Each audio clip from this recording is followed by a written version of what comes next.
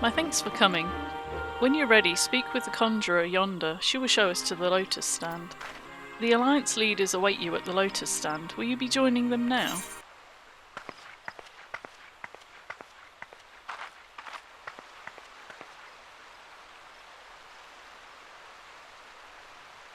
Change has come to the Garlean Empire, and we must discuss the implications.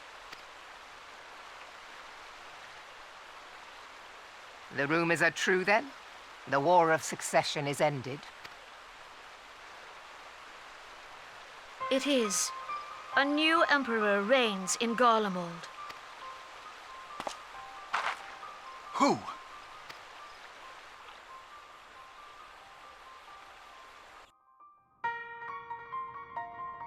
The birth and all too rapid expansion of the Garlean Empire is commonly attributed to the strategic brilliance of Solus Zosgalvis, yet he did not rule alone. Several members of the royal household also distinguished themselves during his reign. Nevertheless, it was the eldest son who stood to inherit the throne, until his most untimely passing. I thought us fortunate when I learned that the Emperor had died without naming a successor.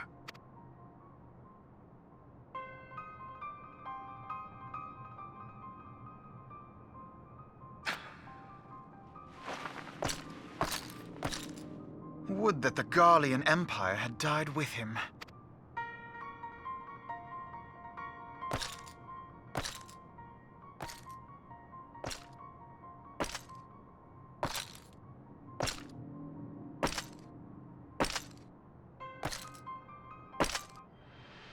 'Twas the grandson and his uncle who had the strongest claims, was it not?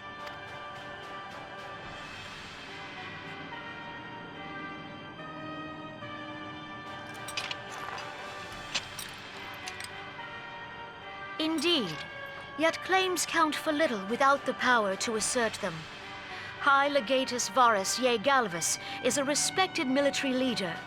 Not so his uncle.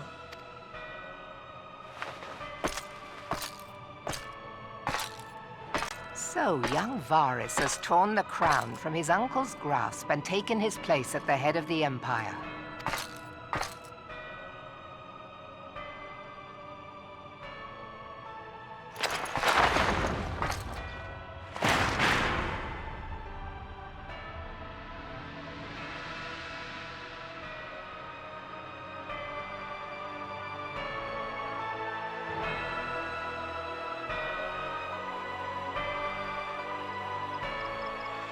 Given the troubled nature of his succession, the new emperor will require time to seal his grip on power.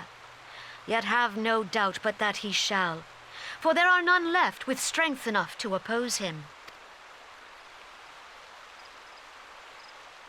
Since the success of Operation Archon, the remnants of the 14th Legion and the forces occupying Alamigo have done naught but fortify their positions. But you can be sure they'll be ready to march on us again, if their Emperor gives the word. When, not if. They say this Varus was so set upon Eorzean annexation that he spoke out against the Meteor Project. Plainly, the new emperor's intentions are of great concern to us all.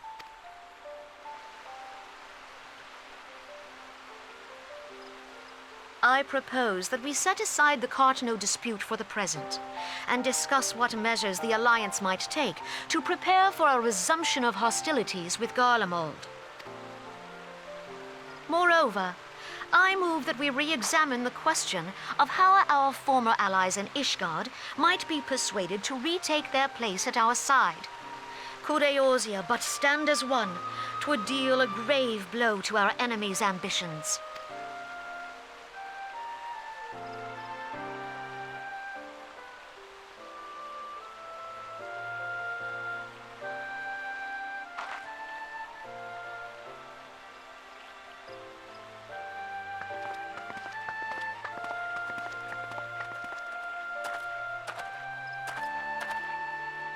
Well, I suppose we should be grateful that they have finally acknowledged the inevitability of Imperial attack. Who knows? They may even do something about it. If only the leaders of Ishgard would follow their example and stop hiding behind their gates, praying for the coming storm to pass them by. But that is a discussion for another time. At present, I am more concerned by the fact that the Alliance's mooted preparations will be made known to the Garleans many moons before their coming. So long as the ivy eludes our grasp, no secret is safe.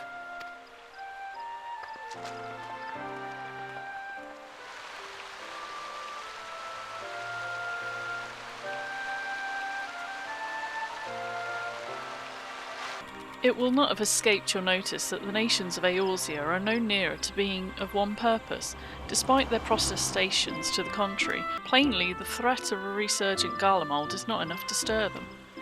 And the reason for this, deep-rooted mistrust amongst the citizenry. The nation's leaders can come to all the understandings they like, but their unity means little unless to the common folk. Take the Laminsons, for instance. Though Admiral Melvib outlawed piracy over a decade ago, foreigners still picture the nation as a haven for grog-swilling, wooden-legged cutthroats. In likewise, the Gridanians are mocked as hermits who talk to the trees, and the Uldan scorned as swindlers who worship coin. Not that such sentiments are entirely without grounds, of course. Take that pillar of Uldan society, Teledji Adeledji, for example, but that is beside the point. The fact is that people are wary of outsiders, whether they have cause to be or not. On that basis, one could argue that the conflict at Cartano is a necessary evil. Each nation has its own warmongering faction that advocates the acquisition of Omega. In order to placate them, we present them something resembling warfare, and thereby curb their appetite for full-scale conflict. But enough idle musing, let us speak of a more pressing matter, the Ivy. Since we spoke at the observatorium, Captain Ilberd has further shortened his list of suspects, and by happy coincidence, the one he deems the most likely candidate is likely come to Gridania. The hunt nears its end. All that remains is to corner our quarry. Seek out Ilberd at the Adder's Nest, he'll give you the particulars. Should there be any developments in Coerthas, you may be sure that I'll send word without delay. In the meantime, I wish you success in apprehending the Ivy. My thanks for coming, Scion. Doubtless the commander has informed you, but we have unmasked the Ivy. From this point on, we must proceed with extreme caution. Listen well. The spy we've been seeking all this time is none other than the Flame Marshal Eline Roel, Roban's second in command. Prior to joining the Immortal Flames, she was a mercenary of no small renown. They say her skill with a polearm had to be seen to be believed. Of Ishgardian birth, she's the highest-ranking foreigner in the Immortal Flames, barring the Flame General, himself of course. When he formed the Grand Company, Roelbarn chose people based on their worth. Whence they hailed was of no interest. The Monetarius saw things differently, however. Having funded the enterprise, they reserved the right to reject candidates nominated for high-ranking positions. And 'twas no secret that they did not favour foreigners, Ishgardians especially after the way the Holy See forsook the Alliance. Yet the Monetarists did not raise so much as a murmur of protest when Roel was appointed to her post. Passing strange, is it not? Could it be that the Ivy has some hold over the Monetarists?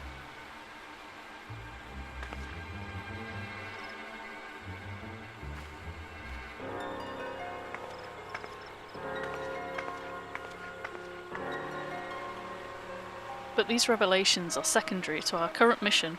Of foremost interest to us is Roel's presence here now. As you may be aware, it's the duty of the Flame Marshal to command the Immortal Flames in the absence of the Flame General. While Roelbarn attended the Council of Alliance Leaders, she should have remained in the Hall of Flames. The woman has no business being in Gridania, yet here she is nevertheless. On some pretense, she's up to something, mark my words. Even as we speak, I have a dozen men trawling the Flames' records for evidence of Roel's guilt, but if we catch her red-handed, we shall have all the proof we need. Which brings me to the plan. I have people watching the city gates, the airship landing and the docks, every point of egress. She cannot leave without our knowledge. All that remains is to shadow her until she betrays her true purpose. Can I rely upon your eyes, Scion?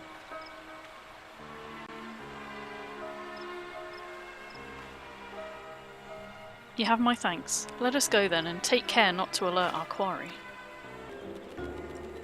Roel is headed in the direction of the Blue Badger Gate. With me, Scion. So Roel has entered the car-lined canopy, meeting someone perchance, or could it be she means to board an airship? Pray look for her within. If she's not on the upper floor, try the landing area below. One of mine is stationed there, and she may have seen something. FFXIV is her name.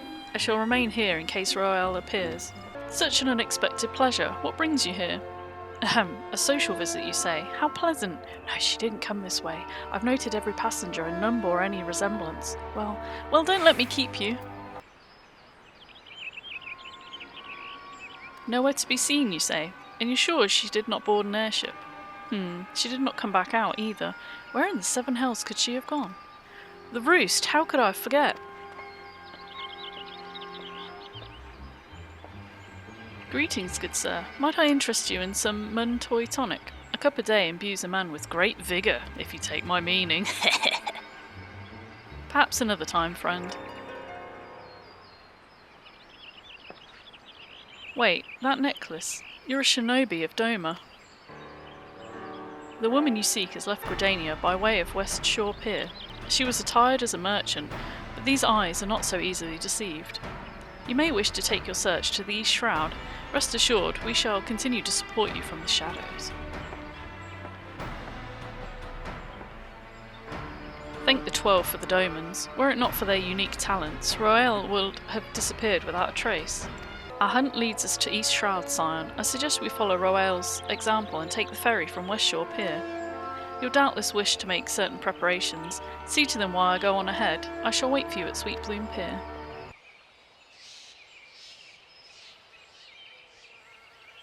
This way, my friends.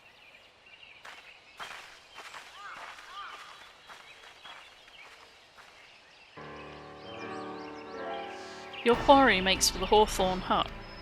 If Roel is truly one we seek, we can expect that she means to make contact with her Garlean masters there. An explanation is in order. You're no doubt aware that the Garleans have their own method of communicating over great distances. Well, our ingenious friends at Garland Ironworks have provided us with devices which disrupt these communications. We have installed them around the city-states. In so doing, we've made it difficult for Imperial agents to correspond with their masters. Roel would thus have no choice but to rendezvous with her Imperial contact directly. Yet as a well-known face in the Immortal Flames, she cannot move about Thanalan without being recognised. It would only be a matter of time before someone saw through her disguise. 'Tis for this reason I believe that she has chosen the Black Shroud for her clandestine meeting. The Elazon are a common sight here, and her comings and goings are not likely to turn heads. As my scouts tell it, the Garleans have sent agents with a mind to destroy the devices, and render such direct contact unnecessary. Fortunately, our shinobi have thus far been successful in rebuffing their efforts. This is it. We need only make for Hawthorn's hut and catch Roel in the act.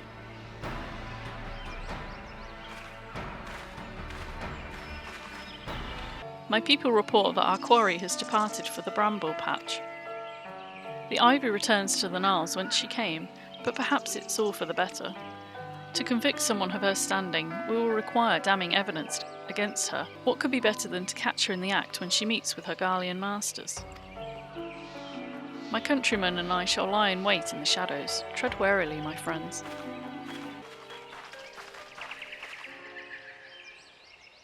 Just beyond, Roel is in conversation with an individual clad in the manner of an adventurer, an Imperial intermediary, no doubt. This is it. With me.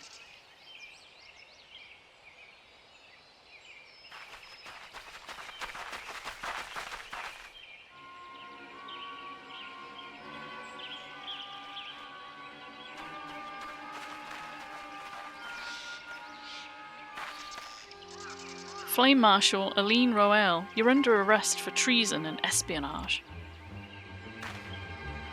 You were followed, you bloody fool.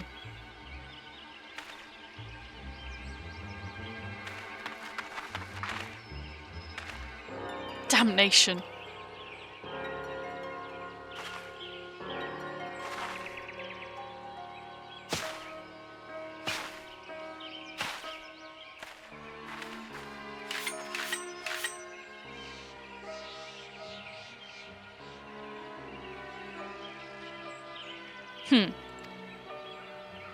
You are unarmed, my lady, and scarcely garbed for battle, but if you wish to fight, you're welcome to try.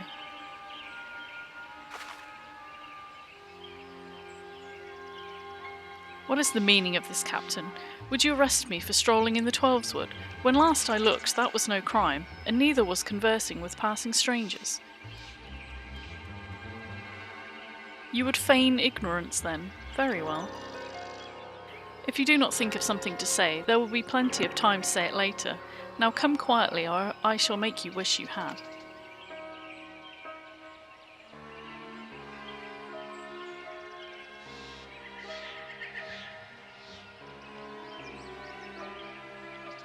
I will offer you no struggle. After all, I have naught to hide.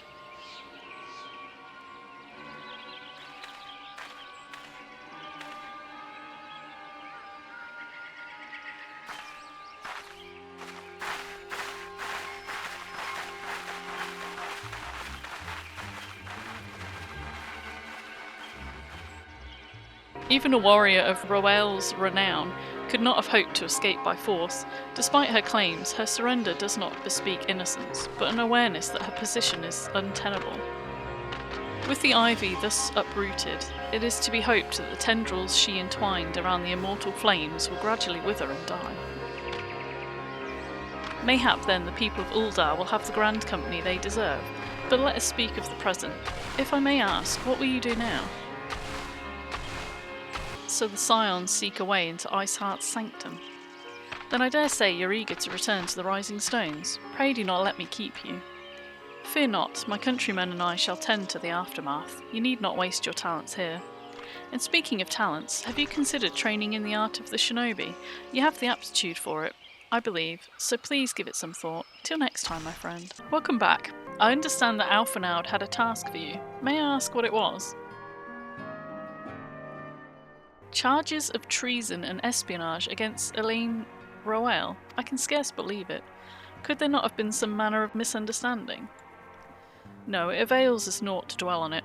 Whatever the truth may be, we must trust to the authorities to uncover it. Let us speak of another matter. I'm pleased to report that we've made progress in our efforts to find a way into Iceheart's sanctum. As you may recall, Iceheart used the Aetheryte in the depths of Snowclake to teleport a short distance to the west, most likely to a sanctuary of some description. It's there that we suspect she means to summon Shiva using the crystals she stole from the House Fortemps caravan.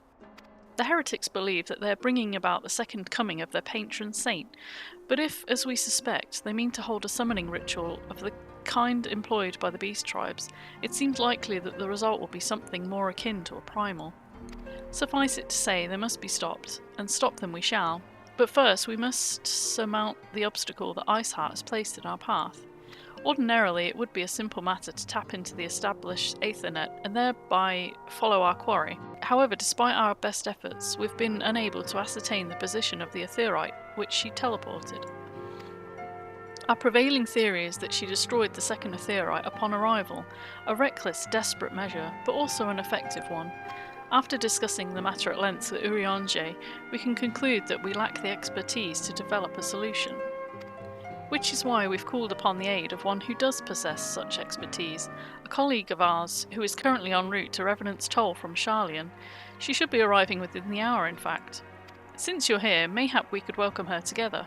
I'm certain she would appreciate the gesture. Let us make our way to the northern gates and await her coming.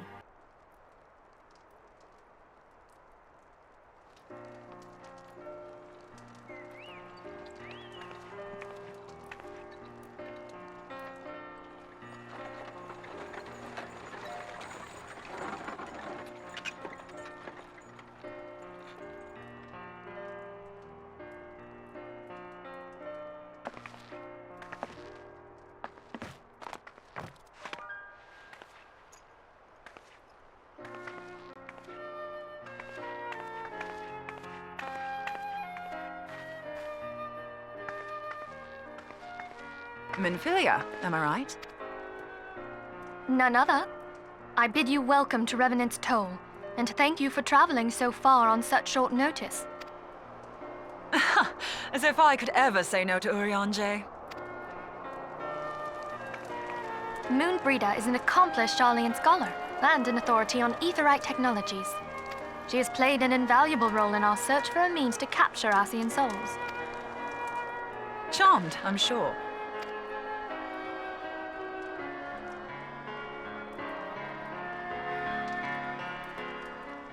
Let us return to the Rising Stones at once then. We've much to discuss.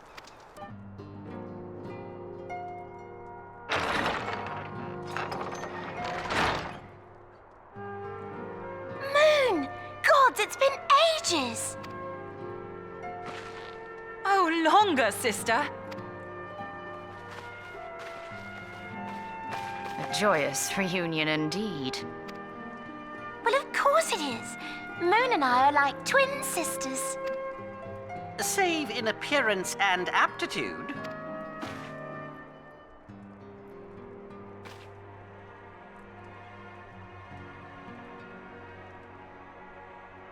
Everyone, if I could have your attention. We have with us an esteemed guest who has come from Sharlayan to assist us. I bid Moonbreeder join us here that she might share with us her extensive knowledge of aetherites. Also, as many of you are already aware, she has been overseeing our research into white auracite, a sample of which she has been good enough to bring with her.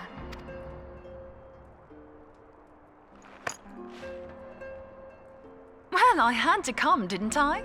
You'd have to be bloody daft to turn your nose up at a chance like this. Where better to conduct my final tests than a land so steeped in ether you can taste it? 'Tis plain the passage of the years hath done little to dampen thy youthful spirits, and nothing at all to reform thy youthful manner.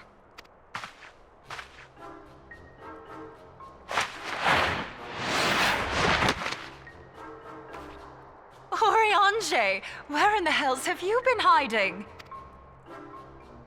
Unhand me.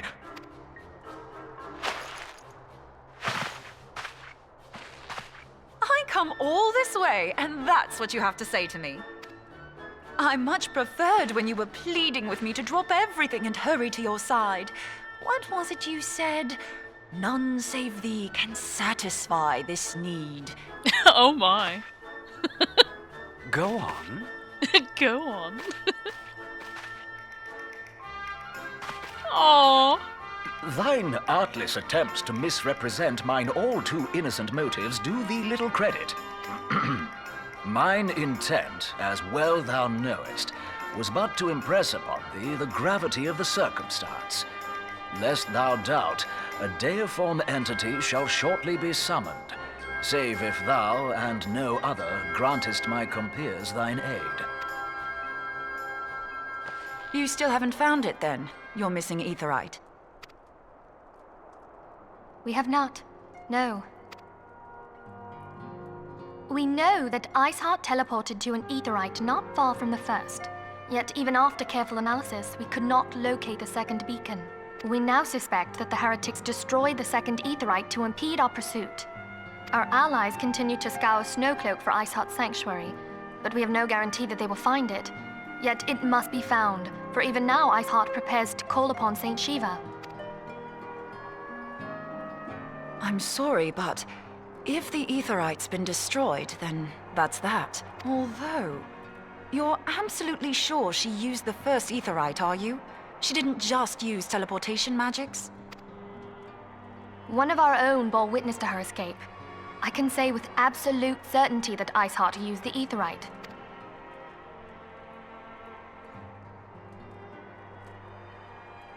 In that case, there might be a way, so long as the ethereal current is still flowing. Truly? How? We use the current to recreate the beacon. As you know, aetherites are a bit like lighthouses. We use them to reconstitute our physical forms when crossing the ethereal sea. Without them, we'd lose all sense of direction and our essence would dissipate. However, we don't rely solely on these beacons.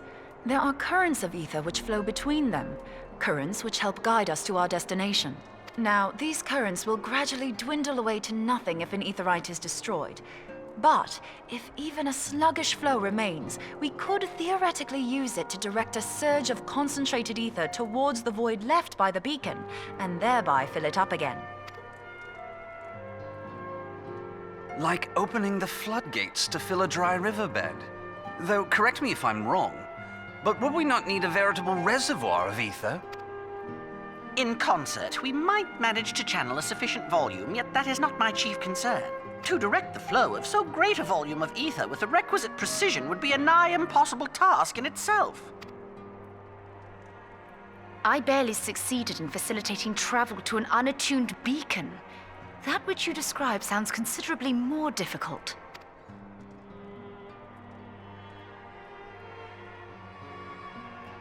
And dangerous. Every person who has attempted to teleport in this fashion has died in the process. They, however, did not have white aura sight at their disposal. I can use it to channel all the ether you can give me into the aetherite. However, white aura sight cannot retain ether for an extended period of time, so we would need to infuse it immediately beforehand. Just so you know, I'd confidently give this plan better than even odds of success. And if the worst comes to worst, your people won't suffer. Though it risked the lives of our best and brightest, we have not the time to seek other options. If the ethereal current still flows, we shall carry out Moonbreeder's plan. That's the spirit. Let's roll the dice.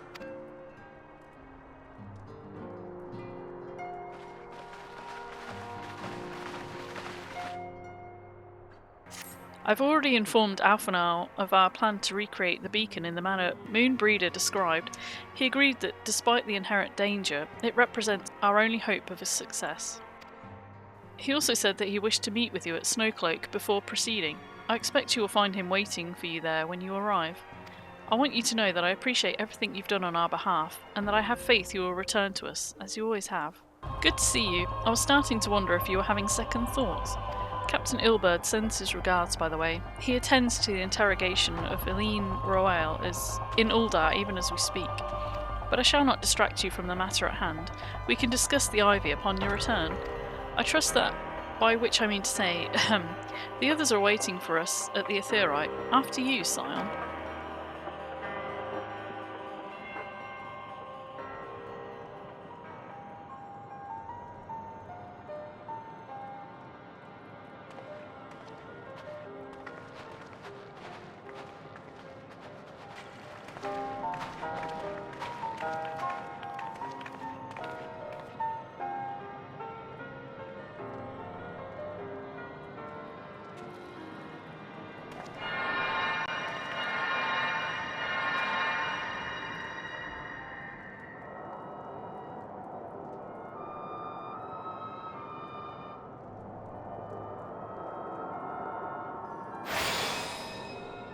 There, it's ready.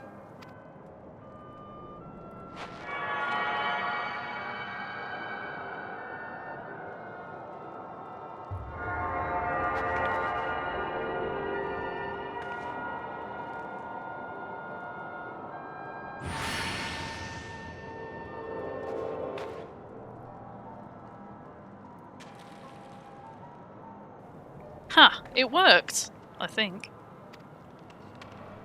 Try tuning to the Aetherite now. Feel for the current and try to locate the beacon.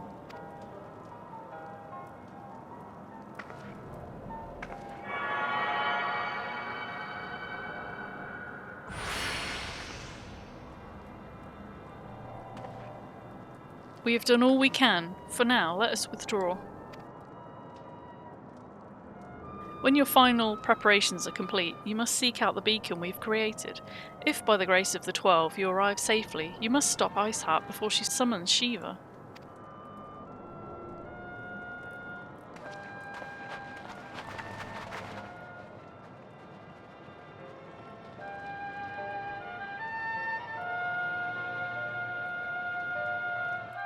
We cannot ignore the possibility that our actions have alerted Iceheart to our plans. Should that be the case, she may attempt to hasten the completion of the summoning ritual, and if she succeeds, you will have little choice but to face Shiva in battle. Knowing little of this saint, I cannot say if your own strength will suffice, and so I would encourage you to call upon your allies. Some may have reservations about wagering their lives on the success of Moonbreeder's experiment, but others will surely agree that desperate times call for desperate measures.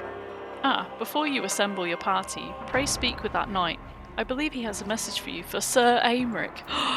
Madam, Sir Aymeric regrets that he could not be here in person, and asks I read to you this letter. Ishgard faces an unprecedented threat, yet in our hour of need, it's not her knights who stand poised to defend her. The Warrior of Light, saviour of Eorzea, your deeds this day shall not be forgotten. Where others would flee, you choose to remain. Where others would falter, you rise to the challenge.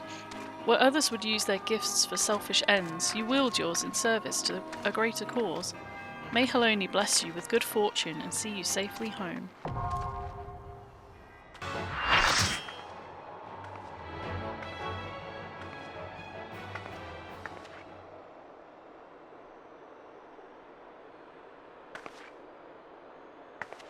You should never have come here, Warrior of Light. I labor only to forge a lasting peace. A peace you would deny us out of ignorance and blind faith. No matter. If it is our fate to be at odds, then it is mine to strike you down. We whom gods and men have forsaken shall be the instruments of our own deliverance. Partake of my flesh. Fill this vessel with your light.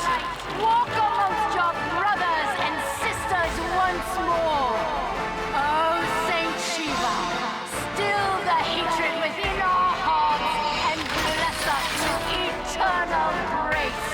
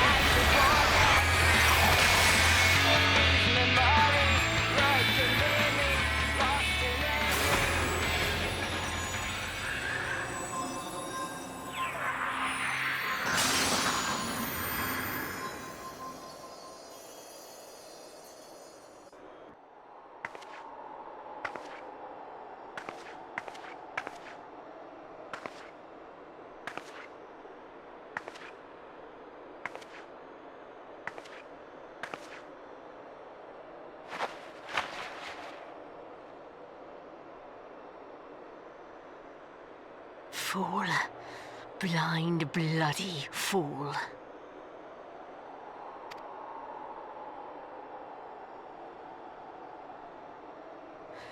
You, of all people, should understand the suffering war begets.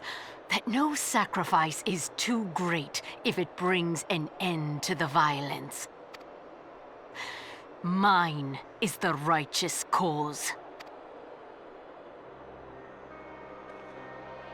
You fight in a war you do not understand. A pawn of liars and schemers.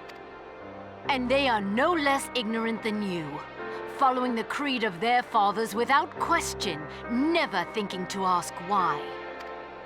Trapped in a delusion of their own creation, and blind to the truth.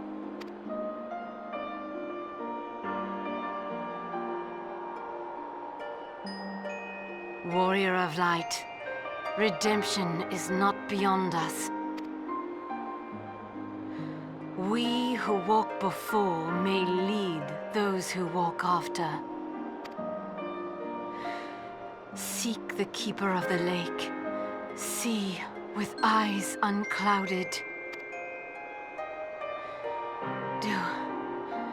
Do not squander Mother's gift.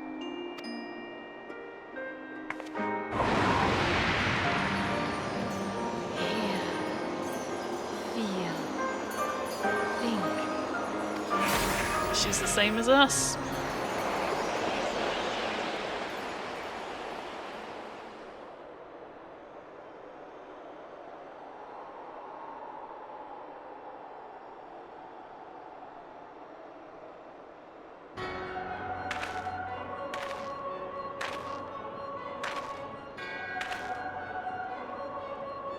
And so the vessel withdraws, a predictable outcome.